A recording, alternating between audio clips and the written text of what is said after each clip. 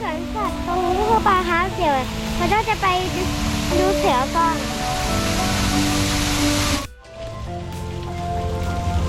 เดี๋ยวแม่ตาถ้าในนี้มันมีจระเข้จริงเหรอ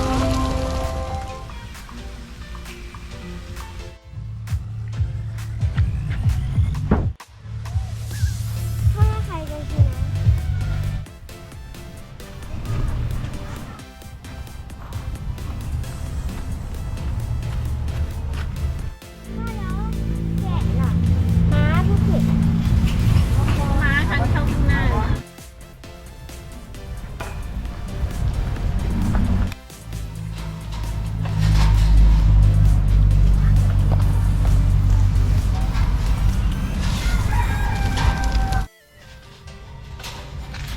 ใช้ตัวเล็กหม่ำอะครับ ใช่ค่ะ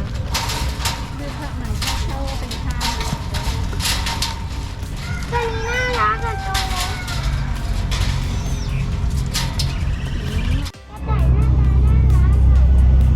มีหลายตัว จับเหรอเขาถึงมีกรงขนาดนี้ตกใจอยู่เมื่อกี้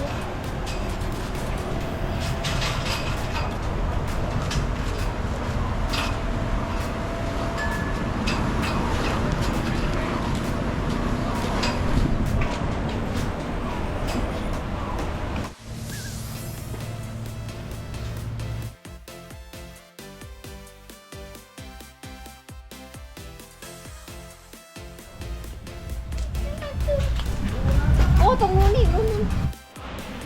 ออกมาเลยครับ โอ้โห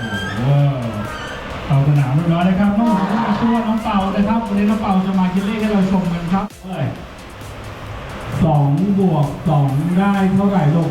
ป่ะเฉลยให้หน่อยแล้ว2 บวก 2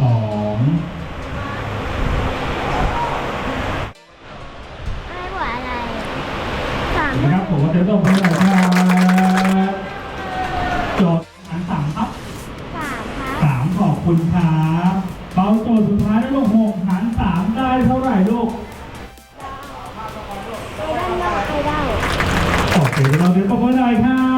บฝากเปิดประตูเข้าบ้านได้ลูกขอบคุณครับ เดี๋ยวมาชมรายการต่อไปหมูวิ่งแข่งกันโอ้ไปเลยไปเลยครับตีโค้งไปเลยลูกตีโค้งไปเลยโค้งสุดท้ายแล้วมาเลยทันแล้วต้องทำแล้วอีก2 ตัวเลย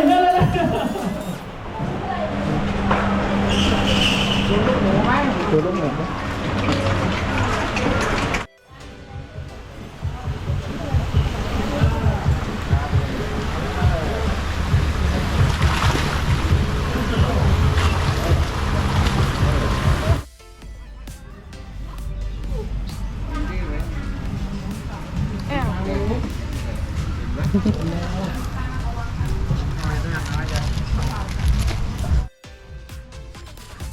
จากนี้แหละโชคทอง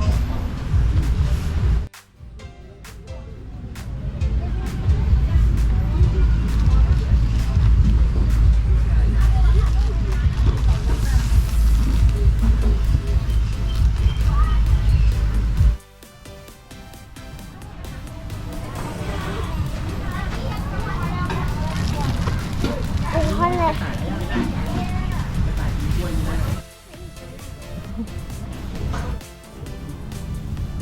ถ้าหนูมันจะได้ชอบ